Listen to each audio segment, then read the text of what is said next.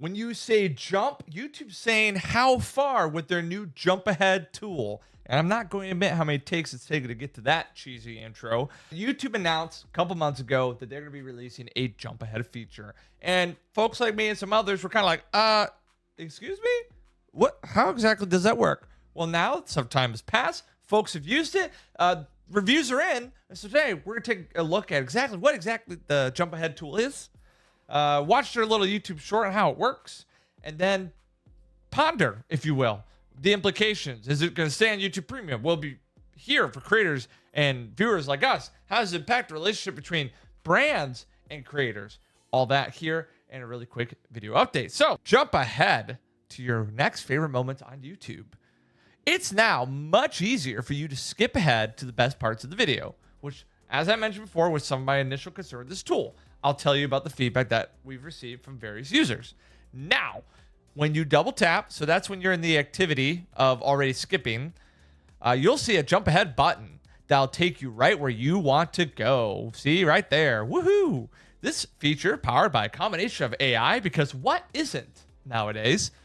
And viewership data is now available to all US premium subscribers on Android. And guess what, iOS users? It's coming in a couple weeks, so sit tight. And we can check out a helpful short to learn more. So guess what? We shall. Jump Ahead is a YouTube Premium feature that lets you get to the content that matters the most to you faster. To use Jump Ahead, start playing a video in the YouTube app. Double tap the right side of the video player to fast forward. Next, press the Jump Ahead button that appears. Then, using watch data and AI, the video player will fast forward you to where most viewers typically skip ahead to. If you jump too far ahead, use the scrubber or double tap on the left side of the video player to rewind. Do note that the jump ahead button may not appear on all YouTube videos. Try it out. There you go. So as it mentioned, a couple critical things there is when this button is suggested, is not that it just pops up. It's when you're already in the act of skipping. Potentially, by the way. In the act of skipping. So when you're clicking that double tap because you're like, bro, let's get going. It's saying, hey, well, you fingies tired? We can help you. That sounds so bad. It's fine. We're gonna just keep going. So you could, jump ahead and skip to the next moment. I would assume the way that isolates this moment is there's the baseline of your retention. That's probably not looking at peaks. I would argue that's probably looking at more where it flatlines, little waves, and then just massive dip, and then back up. Where do we typically see that? Those who analyze a lot of data is indeed the sponsored portion of a video. And so I want to show you that many users' experience has been, hey, it tends to skip this part of my video. And it's, something like, hey, this is sponsored by this or that. Hey, you like driving go-karts? Well, that's why this video is sponsored by Goodyear. Blah, blah, blah, blah, blah. And it takes you out of the element. And so this is naturally jumping ahead from it. Now, we already have tools for this. I don't know if you've ever heard of this. I feel like this is detrimental for my eventual work with brands. But Sponsored Block is essentially already that tool. If you're not a YouTube Premium user, this is a way for that to get around those, frustrating sponsored segments. Now, listen, I'm very pro the creator getting paid by brands to have these activations because it does give exposure to a brand. It can. And two, it helps the creator pay for, the various things they want to do with their video. So that's fantastic. I do think this might have implications if it gets rolled out to the general audience of YouTube users.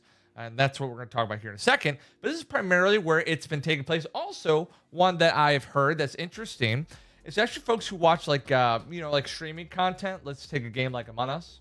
And your person that you like watching gets whacked early in the game.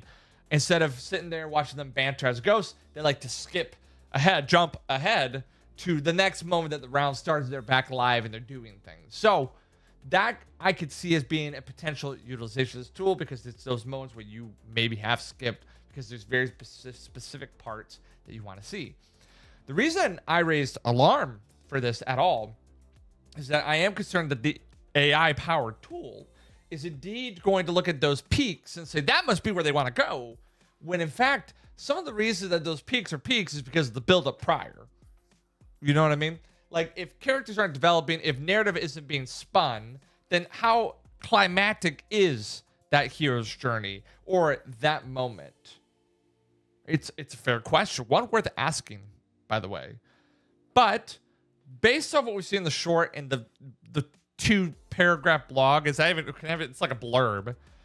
It's not in every video, so I think it's going to have to be very distinctly clear, almost how the thumbnail tool declares this winner. It's going to be like very clear that it wants to be jump ahead, and you have to be in the activity of doing so. So basically, it doesn't even initiate, based on what we're seeing, without you actually being the one who's initiating. And we all use the scrubber and kind of hover the timeline already to kind of maybe pick out those moments. So perhaps this tool could be beneficial. The added layer to this, though, I will say, and I don't know exactly how this can roll, is that sponsors will catch wind of this and perhaps be changing the way that creators put integrations with their stuff. Maybe it's no longer that minute and a half, 30-minute segment. It's more intertwined. So this jump ahead tool doesn't so skillfully bounce around it, or you already have Chrome extensions out there, but that'll always be something that is around because folks they want to watch your stuff and they don't want to be sold. And so whatever you come up with, someone will come up with the counterpunch to it. That being said, jump ahead. It's coming to YouTube Premium. It's already there. So if you have it, I would love to know what your experience has been using it. And will it be rolled out for the general audience? I have no idea. But there is sometimes when these test tools come out that they do get rolled out to everyday folks like us. So that being said, happy creating, happy viewing, however you're doing it. And I will see and talk to you, probably not, later. Bye, y'all.